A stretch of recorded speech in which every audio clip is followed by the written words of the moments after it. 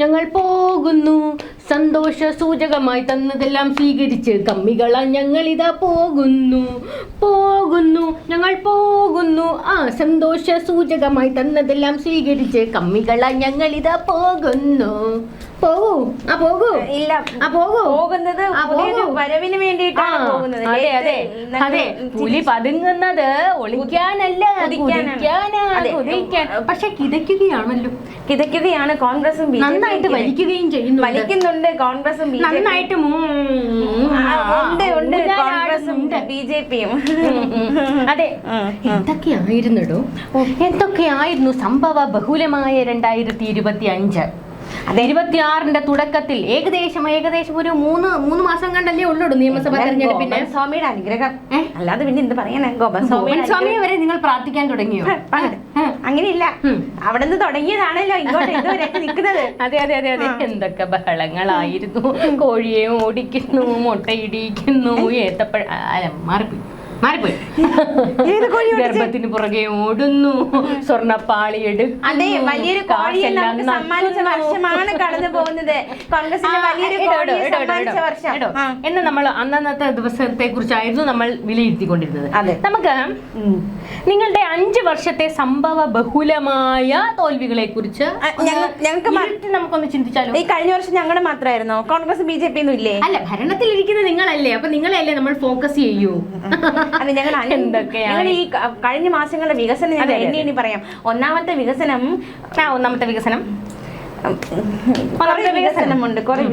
വികസനം നിങ്ങൾക്കുണ്ടാകും, ഞാൻ സമ്മതിക്കുന്നല്ലോ. ദേശീയപാത ഇടയ്ക്കൊന്ന് പൊളിഞ്ഞെങ്കിലും നിങ്ങൾ അത് കൃത്യമായി എല്ലാം നടപ്പിലാക്കി. വിഴിഞ്ഞം ചണ്ഡിസാർ കല്ല് മാത്രമേ ഇട്ടുള്ളൂ, നിങ്ങളാണ് അതിന്റെ എല്ലാ കാര്യങ്ങളും. നേട്ടമാണ് വിഴിഞ്ഞം. അതെ, നിങ്ങൾ ആ ക്രെഡിറ്റ് എല്ലാം ഞാൻ നിങ്ങൾക്ക് തരുന്നു. ഇവിടുത്തെ മികച്ച സ്കൂളിലെ അന്തരീക്ഷം, കുട്ടികൾക്ക് ഭക്ഷണം, അതിലൊക്കെ നമ്മൾ നമ്പർ 1, നമ്മൾ അഭിമാനിക്കണം. അതില് സത്യമായിട്ടും അതായത് നമ്മൾ കണ്ടതാണ് മധ്യപ്രദേശിൽ ഒരു അംഗനവാടിയിൽ കുട്ടികൾ നിലത്തിരുത്തി അവർക്ക് മറ്റേ പേപ്പറിനകത്ത് ഭക്ഷണം കൊടുക്കുന്നത്. അപ്പോഴാണ് നമ്മൾ നമ്മുടെ സംസ്ഥാനത്തിന്റെ വില മനസ്സിലാക്കുന്നത്. മനസ്സിലായില്ലേ? അത് സത്യമാണ് കേട്ടോ. നമ്മൾ കേരളത്തിൽ നിന്ന് പുറത്തിറങ്ങിയാലേ കേരളം എത്ര മനോഹരമാണെന്ന് നമുക്ക് മനസ്സിലാകുകയുള്ളൂ. ആ കാര്യത്തിലൊക്കെ ഞാൻ അഭിമാനിക്കുന്നു. എന്റെ കേരളം അതിൽ ഞാൻ അഭിമാനിക്കുന്നു. പക്ഷേ നിങ്ങളുടെ കയ്യിലിരിപ്പം, അതിനെ കുറിച്ച് ഞാൻ എപ്പോഴും വിമർശിക്കും. നിങ്ങളുടെ തൊട്ടിത്തരങ്ങൾ, നിങ്ങളുടെ തോൽവികൾ, നിങ്ങളുടെ മണ്ടത്തരങ്ങൾ, നിങ്ങളുടെ അഹങ്കാരങ്ങൾ, നിങ്ങളുടെ ധാർഷ്ട്യങ്ങൾ, നിങ്ങളുടെ തോന്നിയാസങ്ങൾ, നിങ്ങളുടെ തെമ്മാടിത്തങ്ങൾ, ഓക്കിരിത്തരങ്ങൾ എല്ലാം ഞാൻ പറയും. നിങ്ങളാണ് അധികാരത്തിലിരിക്കുന്നത്. അപ്പൊ നിങ്ങളെ കുറിച്ചല്ലേ ഞാൻ പറയേണ്ടത്. മാനവരെ എന്തെല്ലാം തെമ്മാടിത്തങ്ങളായിരുന്നു, എന്തെല്ലാം നാറിത്തരങ്ങളായിരുന്നു ഞങ്ങൾ കാണിച്ച 2 തെമ്മാടിത്തരം പറയാൻ കൊണ്ട്. ഗർഭം, അതിന്റെ പിന്നാലെ ഓട്ടം, അതിന്റെ പിന്നാലെ സ്വർണ്ണപ്പാളി, നിങ്ങളുടെ പ്രശ്നമല്ലേ അത്? നിങ്ങളുടെ കയ്യിലിരിപ്പ്. എന്നിട്ടാണ്ട് ഏറ്റവും ഒടുക്കം മറ്റേ ശാസ്തമംഗലത്ത് ഒരു ബിൽഡിങ്ങിന്റെ പേര് കിടന്നടി. ആരാ ഉണ്ടാക്കിയ അടി? ശ്രീലേഖ ഉണ്ടാക്കിയല്ല, പ്രശാന്ത് കാണിച്ച അഹങ്കാരം കൊണ്ടാണ് അത് ഈ വിഷയം വിവാദമായി കത്തിപ്പടർന്നത്. മനസ്സിലായില്ലേ? അവര് വിളിച്ച് ഫോണിനകത്തൂടെ ചോദിച്ചൊരു കാര്യം തരാൻ സൗകര്യമില്ല എന്ന് പറഞ്ഞ് പ്രശ്നം ഉണ്ടാക്കിച്ചത് ആരാ? പിന്നെ വേറെ ഓഫീസ് ആ ഓഫീസിന്റെ അവസ്ഥ നിങ്ങൾ കണ്ടായിരുന്നു? ഇതുവരെ ഞാൻ പറയട്ടെ എന്റെ സുഹൃത്തുക്കളെ, ഞാൻ ആദ്യം വിചാരിച്ചു ശരിയാണ്, അധികാരം കിട്ടിയില്ല, ഉടനെ അങ്ങ് തുടങ്ങി ശ്രീലേഖ എന്ന് പറഞ്ഞുകൊണ്ട് ഞാൻ പറഞ്ഞായിരുന്നു. പക്ഷെ പിന്നെ ആ ഓഫീസിന്റെ അവസ്ഥ കണ്ടപ്പോഴാണ് എനിക്ക് പരിതാപകരമായി തോന്നിയത്. കാര്യം എന്താണെന്നറിയാമോ? ഒരു സ്ത്രീക്ക് ഇരുന്ന് പണിയെടുക്കാൻ കഴിയാത്ത ഒരു അന്തരീക്ഷമാണോ അത്? താൻ ആ ഓഫീസ് കണ്ടായിരുന്നു? പണിയെടുക്കാൻ പറ്റുമല്ലേ? അയ്യോ, വിശാലമായിട്ടാണ് നിങ്ങളുടെ പ്രശാന്ത് അവിടെ ഇരിക്കുന്നത്, കണ്ടില്ലേ? നല്ലൊരു മികച്ച ഒരു ഓഫീസ്, ഫ്രണ്ട് ഓഫീസിൽ മറ്റേ CPM-ന്റെ ഗുണ്ടകൾ ഉണ്ടായിട്ടോ. എന്നിട്ട് അങ്ങനെ ഞങ്ങൾ പറയുന്നുള്ളൂ. എന്നിട്ട് ആ ശ്രീലേഖ കക്കൂസിനകത്തിരുന്ന് പണിയെടുക്കുന്നു. കണ്ടായിരുന്നു ആ ബിൽഡിങ്ങിന്റെ ശോചനീയാവസ്ഥ? ഒരു സ്ത്രീ എങ്ങനെ അവിടെ ഇരുന്ന് പണിയെടുക്കും? ഡൽഹിയിൽ ഒരു മുറി കൊടുക്കണോ? കോർപ്പറേഷന്റെ പരിധിയിലുള്ള സാധനമല്ലേ അത്? MLA കൈയടക്കി വെച്ചിരിക്കുന്ന എന്തിനാ? പ്രവർത്തനം സുഗമമായി നടത്തുന്നതിന് വേണ്ടി MLA ഓഫീസിൽ 2 മുറി കിടപ്പുണ്ട്. അതെന്തിനാ? അതാർക്ക് കിഴങ്ങ് നടാൻ വെച്ചേക്കോ? വേറെ മുറിയൊന്നുമില്ല, ആ മുറി തന്നെ വേണമെന്ന് ഇത്ര വാശി തന്നെ കേട്ടോ. അതിൽ അവകാശമുള്ളത് കൗൺസിലർക്കാണ്. മനസ്സിലായോ? കോർപ്പറേഷന്റെ പരിധിയിലുള്ള സാധനമാണ്. വിട്ടു തരില്ല. അയ്യോ, അത് ഇത് കഴിയുമ്പോ കാലാവധി കഴിയുമ്പോ മാറിക്കൊണ്ടിരിക്കണം. കാലാവധി കഴിയുമ്പോഴില്ല, അതുവരെ കുഴപ്പമില്ല, ഞങ്ങൾ അതുവരെ ഇരിക്കും. അതിന് മുന്നേ മാറ്റാമെന്ന് ഒരു ശബരിനാഥനും വിചാരിക്കണം. പക്ഷേ അപ്പോഴത്തേക്ക് നിങ്ങളുടെ സ്ത്രീകക്ഷമാണ് ജനങ്ങൾ മനസ്സിലാക്കുന്നത്. ഒരു സ്ത്രീയെ കക്കൂസിലിരുത്തി പണിയെടുപ്പിക്കുന്നത്. സ്ത്രീയാണ് അവിടേക്ക് വരണേ. ശാസ്ത്രമംഗലം വാർഡ് പിന്നെ സ്ത്രീകൾക്ക് ഉള്ളതല്ലേ? അത് സ്ത്രീ വന്നിരുന്ന് ഇവിടെ വന്നിരിക്കുന്നു കരുതിയാണോ ഞങ്ങൾ അത് ബിൽഡിംഗ് പണിതത്? അയ്യോ ബിൽഡിംഗ് പണിയുമ്പോ എല്ലാ കാലത്തും നിങ്ങളുടെ കക്ഷത്ത് വെക്കാമെന്ന് നിങ്ങൾ വിചാരിക്കരുത്. മനസ്സിലായില്ലേ? അത് അടുത്ത ആള് വരുമ്പോ മാറിക്കൊടുക്കേണ്ട സ്ഥലമാണത്. എന്നിട്ട് ഒരു സ്ത്രീയെ കക്കൂസിലിരുത്തി പണിയെടുപ്പിച്ചിട്ട് ഇവർ പറയും ഞങ്ങൾ സ്ത്രീകക്ഷം. ബിജെപിയോട് പറ ഒരു ബിൽഡിംഗ് അങ്ങോട്ട്. എന്തിന് ബിജെപി വേറെ ബിൽഡിംഗ് കെട്ടി കൊടുക്കണം? പിന്നെ ഇവിടെ ഓരോരുത്തർക്ക് വരുമ്പോ ബിൽഡിംഗ് കെട്ടി കൊടുക്കാനിരിക്കും. ചോടാ അങ്ങോട്ടെ. നിങ്ങളുടെ ഇമാതിരി ധാർഷ്ട്യമാണ് ജനങ്ങൾ കണ്ടത്. ആ ധാർഷ്ട്യം ജനങ്ങൾ കണ്ടത് കൊണ്ടാണ് നിങ്ങളുടെ നെഞ്ചത്ത് തദ്ദേശ തെരഞ്ഞെടുപ്പിൽ കുത്തിയത്. നിയമസഭയിലും മറിച്ചൊന്നും സംഭവിക്കാൻ പോകുന്നില്ല സുഹൃത്തുക്കളെ. ഇവരുടെ 2 ടൈം അഹങ്കാരത്തിനുള്ള മറുപടി ജനങ്ങൾ കൊടുക്കും. ബിൽഡിംഗ് വിട്ടുകൊടുക്കണായിരിക്കും നല്ലതല്ലേ? അയ്യോ ബിൽഡിംഗ് വിട്ടുകൊടുത്തിട്ടും കാര്യമില്ലല്ലോ. ബാക്കി എത്ര ജനദ്രോഹപരമായ നടപടികൾ നിങ്ങളുടെ ഭാഗത്തു നിന്നുണ്ടായി. ആശമാർ വെറുതെ ഇരിക്കും, അവര് പ്രാകും നിങ്ങൾ അധികാരത്തിൽ വരാതിരിക്കാൻ. അന്ന് തൊട്ട് തുടങ്ങിയ പ്രശ്നം 200 ദിവസത്തിലധികമാണ് ആശാവർക്കർമാർ സെക്രട്ടേറിയറ്റിൽ ഇരുന്ന് സമരം നടത്തിയത്.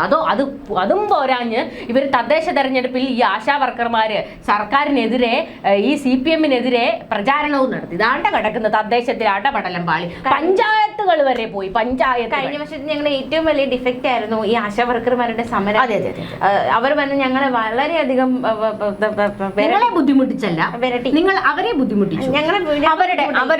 അവര് സമരം നടത്തിയ മറ്റേ വേദി പൊളിച്ചുകൊണ്ട് പോവുക, അവരുടെ മൈക്ക് സെറ്റ് എടുത്തുകൊണ്ട് പോകുക, അവരെ മഴയത്ത് നിർത്തുക, തെരുവിലിട്ട് അവരെ തല്ലുക, റോഡിലൂടെ വലിച്ചിഴയ്ക്കുക, ഇതൊക്കെ ജനങ്ങൾ കണ്ടു. വസ്ത്രങ്ങൾ വലിച്ചു കീറുക. അത് പിന്നെ അവർക്ക് സമയം കൊടുത്തത് അത് ഓവറായെന്നാണ് ഞങ്ങൾ. അല്ല, ഈ മറ്റേ സമരത്തിലൂടെ വളർന്നു വന്ന ഒരു പാർട്ടിയാണ് CPM. എന്നിട്ട് നിങ്ങൾ ഇപ്പൊ സമരത്തെ കണ്ട് പേടിക്കുന്ന എന്തിനാ? സമരത്തെ ഞങ്ങൾ പേടിയുന്നില്ല. ഞങ്ങൾ എന്തെങ്കിലും ചെയ്തോ? ദിവസം അവിടെ ഒന്നും ചെയ്തില്ലേ രമണ? ഞങ്ങൾ ചെയ്തു. നമ്മൾ വീഡിയോകൾ കാണിക്കണോ? ദൃശ്യങ്ങൾ ഉൾപ്പെടെ പ്രദർശിപ്പിക്കണോ? സമയം അനുവദിച്ചത് കഴിഞ്ഞപ്പോഴാണ് ഞങ്ങൾ പിടിച്ചു മാറ്റാൻ.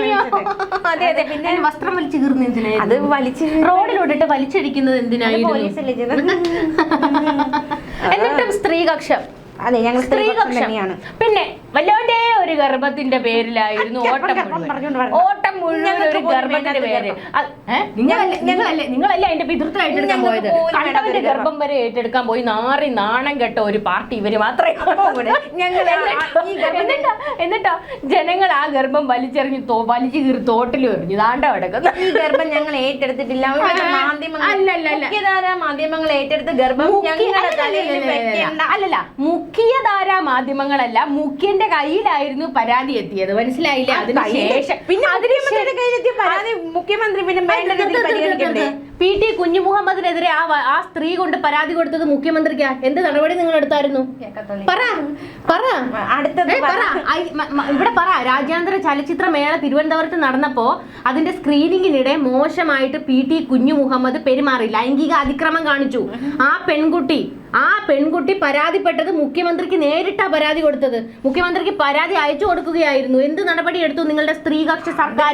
ഒരു ഗർഭത്തിന്റെ പുറകെ പോയ മുഖ്യമന്ത്രി ഉൾപ്പെടെ സ്ത്രീലമ്പടൻ, രാഹുൽ മാങ്കൂട്ടത്തിൽ സ്ത്രീലമ്പടൻ എന്ന് മുഖ്യമന്ത്രി തദ്ദേശ തെരഞ്ഞെടുപ്പിന്റെ വോട്ട് അങ്ങോട്ടിട്ട് പുറത്തോട്ടിറങ്ങിയപ്പോ പറഞ്ഞ ഒരു വാചകമായിരുന്നു.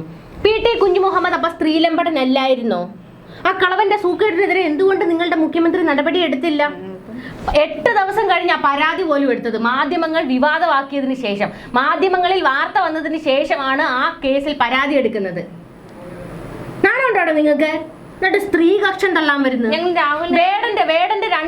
വേടനെതിരെ 2 സ്ത്രീകൾ പരാതി കൊടുത്തു. എന്ത് നടപടി എടുത്തു? നിങ്ങളുടെ സർക്കാരിന്റെ പരിപാടി വരെ അവൻ വന്ന് പങ്കെടുത്തില്ലേടോ? അതിന്റെ മുഖ്യമന്ത്രി ഇരിക്കുന്ന വേദി വരെ വന്നില്ലേടോ? അപ്പൊ നിങ്ങൾ സ്ത്രീലമ്പടന്മാരുടെ കൂടി ഇരിക്കും. അതിനെന്താണെന്ന് ചോദിച്ചാൽ ജനങ്ങൾ അതിനൊക്കെയുള്ള മറുപടിയാണ് നിങ്ങൾക്ക് തന്നത്. മനസ്സിലായില്ലേ രമണ? നല്ല കാര്യം ഉണ്ടായിരുന്നു രാഹുൽ മാങ്കൂട്ടത്തിന്റെ ഗർഭം ചുമക്കാൻ പോവാൻ. ഞങ്ങൾ ചുമന്നിട്ടില്ല ഇവിടെ ആരുടെയും ഗർഭം. ഞങ്ങൾക്ക് ഇവിടെ ആരുടെയും ഗർഭം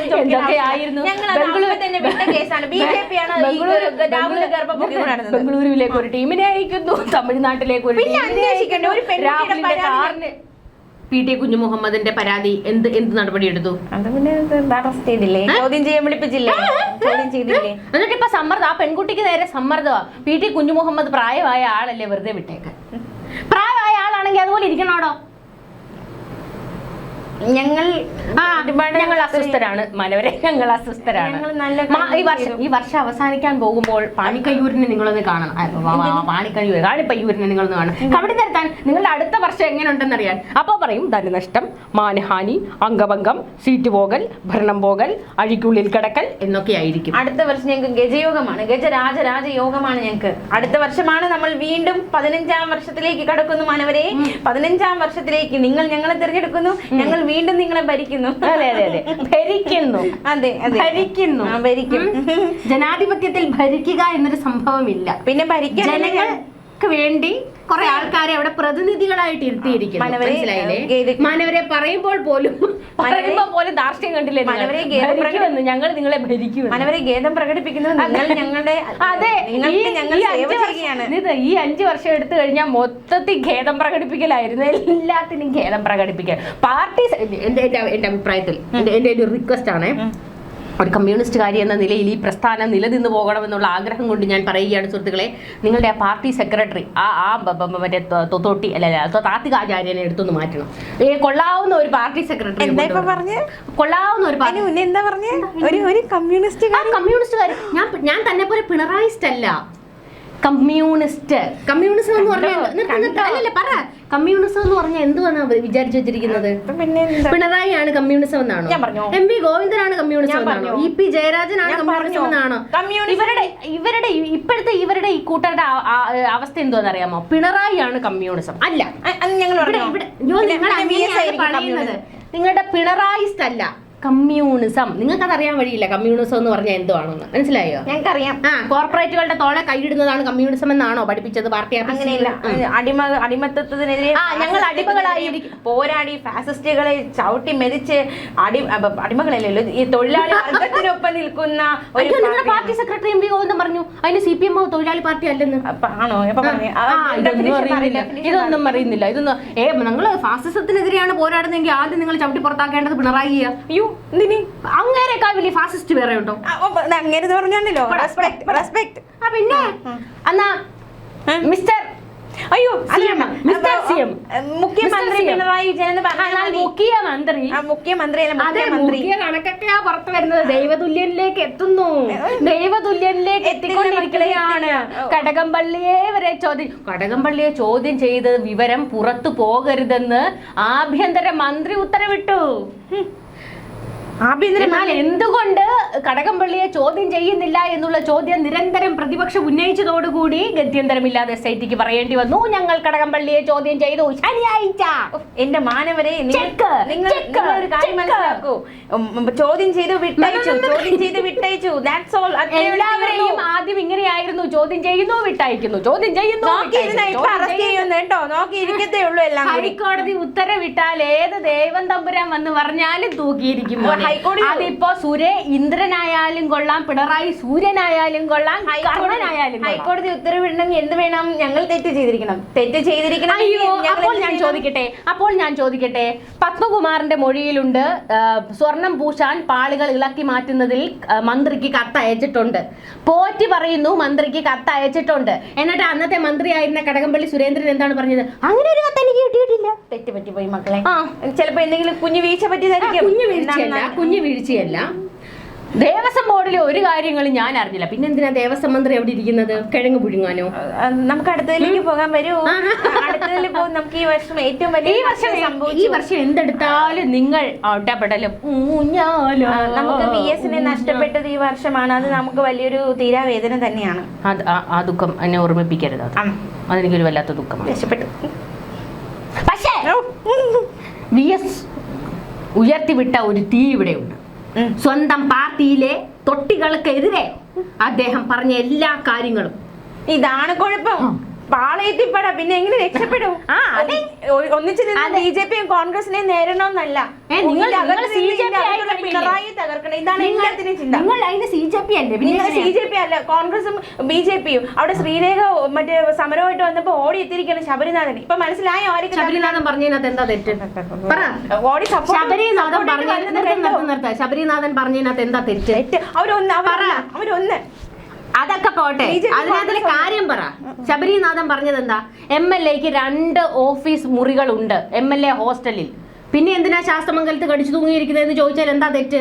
ശബരിനാഥൻ പറഞ്ഞതിനകത്ത് തെറ്റുതാൻ പറയടോ, തെറ്റുതാൻ പറ. ഒരു സ്ത്രീ കൗൺസിൽ, ഞാൻ ചോദിക്കട്ടെ, നിങ്ങളുടെ എല്ലാം പോട്ടെ, നിങ്ങളുടെ മറ്റേ BJP-കാരന്റെ ഒരു MLA ഓഫീസാണ് ആ ശാസ്തമംഗലത്ത് ഇരിക്കുന്നത്. നിങ്ങളുടെ ആര്യ രാജേന്ദ്രൻ ശാസ്തമംഗലത്തെ കൗൺസിലറായിട്ട് വരിക. കക്കൂസിലിരുന്നവർ പണിയെടുക്കാൻ നിങ്ങൾ സമ്മതിക്കൂ? നിങ്ങളങ്ങ് ഇളകത്തില്ലേ സമരമായിട്ട്? അന്നേരം ആ MLA അവിടുന്ന് ഒഴിപ്പിക്കത്തില്ലേ നിങ്ങൾ? മനസ്സിലായല്ലോ കാര്യം. അവിടെ ഒരാൾ പ്രവർത്തിച്ചുകൊണ്ടിരിക്കുകയാണ്. അവിടെ ഒരാൾക്ക് പ്രവർത്തിക്കാൻ വേറെയും സ്ഥലങ്ങൾ ഉണ്ടല്ലോ. അതായത് മറ്റേ വീടും കൂടി ഇല്ലാതിരിക്കൊന്നും അല്ലല്ലോ. ഇങ്ങനെ ചിന്തിച്ചോടെ, പ്രവർത്തനം നടക്കട്ടെ, തീരട്ടെ, മുന്നോട്ട് പോട്ടെ, അതിനെ അങ്ങനെയാണെങ്കിൽ എങ്ങനെയാണ്? അങ്ങനെ നിങ്ങൾക്ക് തിരിച്ച് ചിന്തിക്കാമല്ലോ, എങ്ങനെയാണ് ആ സ്ത്രീ കക്കൂസിലിരുന്ന് പണിയെടുക്കുന്നത്? എന്നാൽ ഒരു കാര്യം ചെയ്യാം, പ്രശാന്ത് MLA ആയ ഞാൻ പോയി കക്കൂസിലിരുന്ന് പണിയെടുക്കാം. ഫ്രണ്ട് ഓഫീസിൽ മറ്റേ അവരിരിക്കട്ടെ, സ്ത്രീപക്ഷമാണല്ലോ നിങ്ങൾക്ക്. ഞങ്ങൾ പ്രവർത്തിക്കുന്ന ഞങ്ങളെ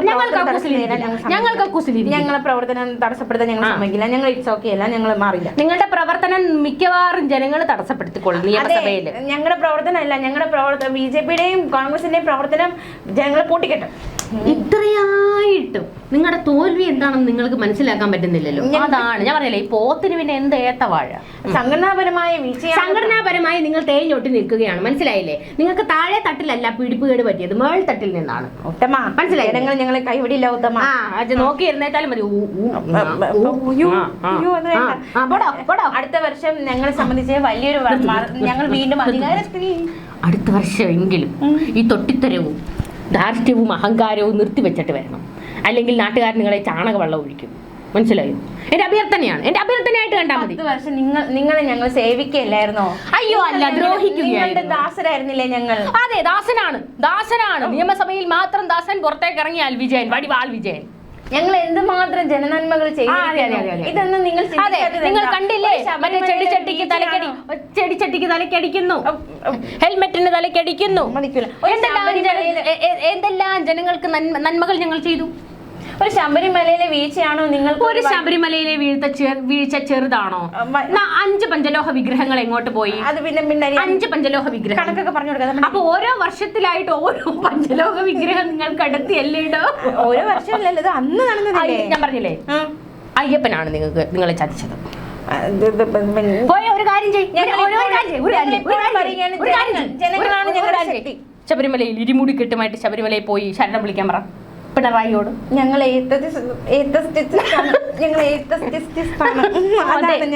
ഞങ്ങൾക്ക് അത് പറ്റില്ല. പക്ഷെ ഞങ്ങൾ അടിച്ചു മാറ്റും ദൈവത്തിന്റെ ഒക്കെ.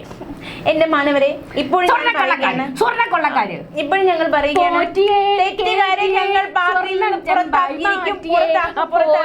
പക്ഷേ നിങ്ങൾ ഇത്തരം സഖാക്കളാണ് അയ്യപ്പ. കേസെടുക്കോ എന്തോ അറിയത്തില്ല. ഒരിക്കട മൂട്.